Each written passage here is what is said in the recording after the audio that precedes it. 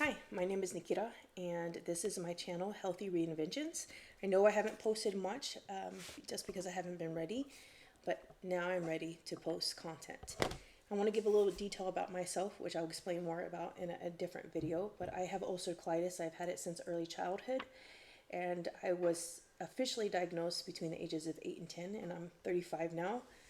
So I've had it for over 20 years, and I happen to know a lot about the disease, irritable bowel disease, but specifically ulcerative colitis, and then also my experience not only with the disease and how it's affected me, but also with GI doctors, specifically GI specialists. Back in 2011, I made this channel because I actually want to talk about lactose intolerance and also the quality of dairy products.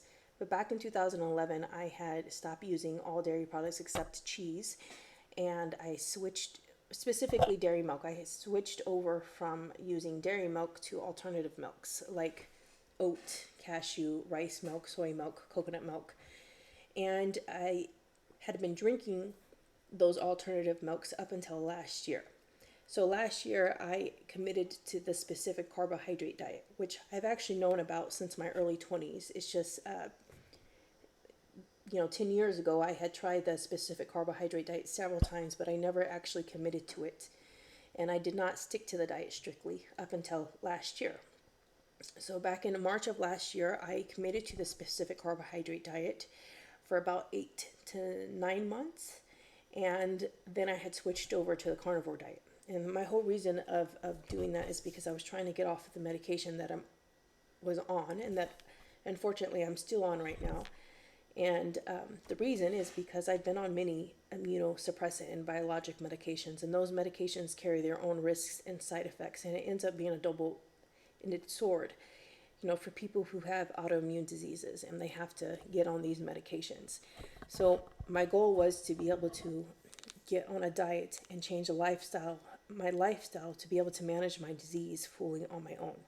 And right now, Rinvoq, the medication I'm on now, is the only medication that I'm on.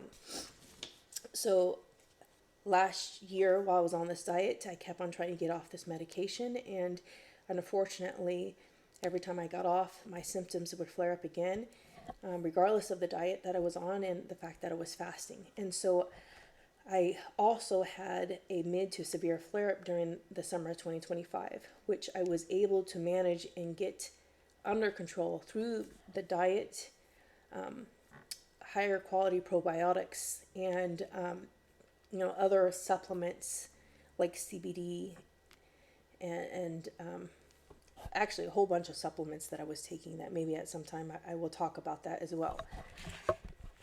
But even though I was able to get it under control with fasting and all those other things, I still was continuing to have problems, like fatigue and other symptoms. So I switched over to our carnivore diet. And originally on the carnivore diet, when I first started for the first couple weeks, I was only eating meat, salt, and water, and butter, and other fat sources like golden ghee and beef tallow.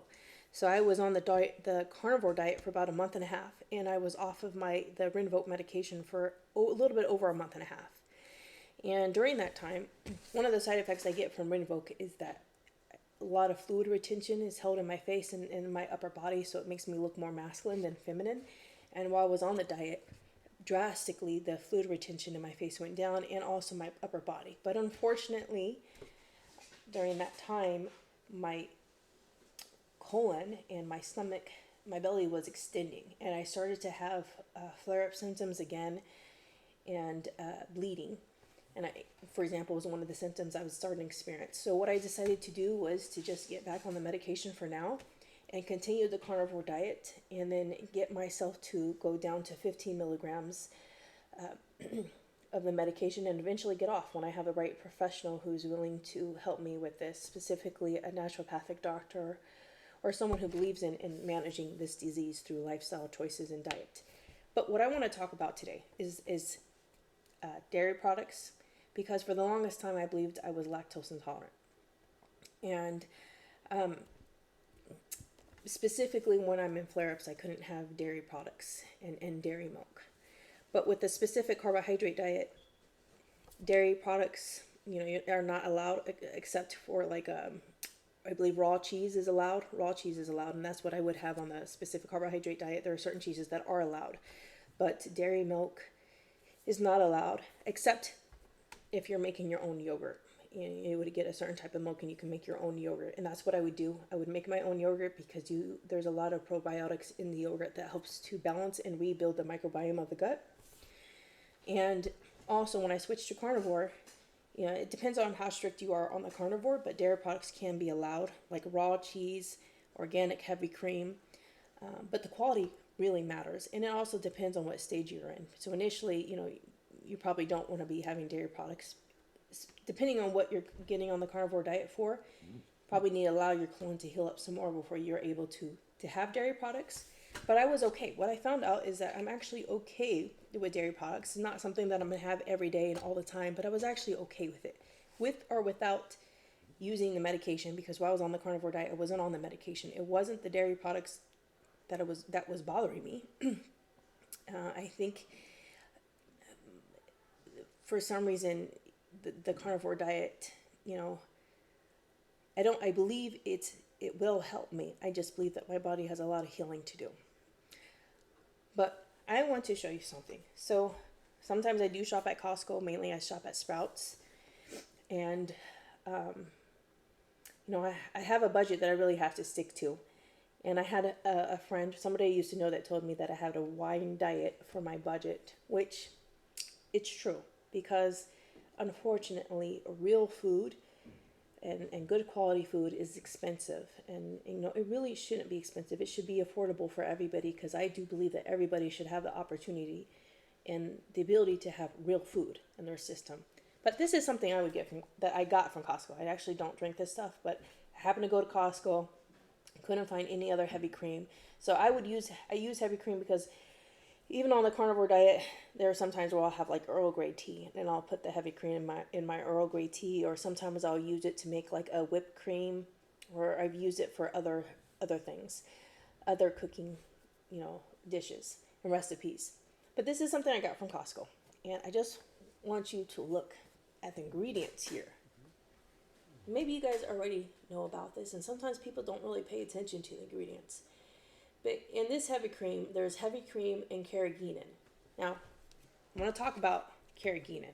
So carrageenan is a natural seaweed, or it's really like a red algae that's basically a polysaccharide, and then it's also carbohydrate. And it is FDA approved. However, there's been studies that it's been linked to irritable bowel disease, and it can cause an IBD relapse, and it can also it's been linked to digestive issues, and it can also break down the mucosal barrier of the colon, which is a very important thing, because somebody who struggles with irritable bowel disease, it can really disrupt that natural balance and destroy the barrier and cause a lot of flare-up symptoms. Now, for me personally, I'm not going to speak about what other people have experienced, but if I drink something like this, especially every day, it will cause me it will cause me a ulcerative colitis flare-up for sure. And initially, with dairy products, I thought I was lactose intolerant because of the symptoms that I would get from drinking something like this. But that's not the case. It's the ingredient itself that is actually causing those symptoms. And that's not only with carrageenan. There are some other heavy cream products, or heavy whipping cream products, that have something called gellan gum in it. Now, gellan gum is also FDA approved. However, it is also a polysaccharide and a carbohydrate. Now, if you're on the specific carbohydrate diet, the specific carbohydrate diet only allows simple carbs, not complex carbs. So that means that in single sugars, like monosaccharides. So they don't allow disaccharides or polysaccharides. So it's not something that would be allowed on the specific carbohydrate anyways. And if you're on the carnivore diet, you're not allowed to have carbs, because the carnivore diet is 0 carbs. So this wouldn't even be allowed on the carnivore diet, because carrageenan is a carbohydrate and it's also a polysaccharide. But I want to talk about and show you the type of heavy cream that I do buy. And because it's expensive, I only have about once or twice a week, or even less, depending. Because right now I stick to the carnivore diet pretty strictly throughout the week, and then I allow myself to have one day that's somewhat of a cheat day, but not really, because on this day I allow myself to have foods that are I still stick to the specific carbohydrate diet on this day, this one day each week, which is my cheat day, but it's still, I still follow the specific carbohydrate on that day. But here's an example of one of the heavy creams that I get. I can get this at Sprouts. I haven't seen this heavy cream at other stores, but maybe you can find it at like QFC. Because they do have this brand, Alexandra Family Farm at QFC. They have the milk there, but I don't know about the heavy cream. But this is a A2 organic heavy whipping cream, and you can't really see it, so let me bring it up a little bit closer. And then I just want to show you the ingredients real quick. It does say in here it's gut-friendly dairy. But if you look at the ingredients, the only ingredients in here is organic cream. That's it. Organic cream. And another example is I get Strauss heavy whipping cream. And the only ingredient is pasteurized organic cream. Now, pasteurized is not the best, but what that means is that these other ingredients that they're adding to the heavy whipping cream is not necessary. They're not necessary. And they're causing problems that are unnecessary, causing digestive problems and IBD flare-ups and so forth. It's not necessary to have it as an ingredient. A real organic heavy whipping cream is thick itself. There's no need to add a thickening agent to it. And so when I drink this, regardless if I'm on the medication or not, it doesn't bother me. Now, I don't drink a loads of it or a whole bunch of it, but I can drink this and I'm okay. Whereas if I was to drink this in my tea, it's going to cause symptoms right away. So what I found out is not that I'm lactose intolerant. It's that my body is responding to the extra ingredients that they're putting in these products. And which is frustrating. It's really frustrating that, when we're shopping to shop for real food, we really have to pay attention to the ingredients because they're putting extra ingredients in the products that's not necessary. And so that could be the case for a lot of people. A lot of people might think that they're lactose intolerant, but the truth is they're not really lactose intolerant. It's just that the products and the dairy products that they're buying have extra ingredients in there that are not necessary, that are causing their symptoms. So for anybody who's watching this or interested, try getting a heavy cream. There's actually a better quality heavy cream than this, like a raw heavy cream, really good, good quality product to use. It's just a bit more expensive. If you're able to try that, if you ever watch Steak and Butter Gal, she has a YouTube video. She's a carnivore. She has a YouTube channel and she's a carnivore. And she talks about some websites that you can get some raw heavy cream from, raw milk from, and her journey in being able to handle dairy and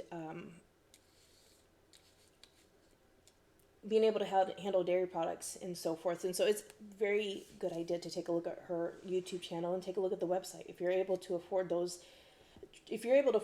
raw milk and raw heavy cream, and I think that's the best option to buy is raw milk and raw heavy cream, raw yogurt. But please look at your ingredients and, choose quality over food, bad quality food.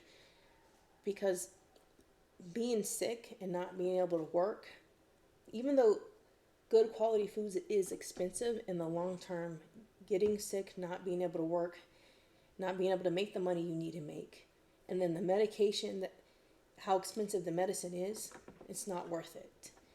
So anyways, thank you for your time.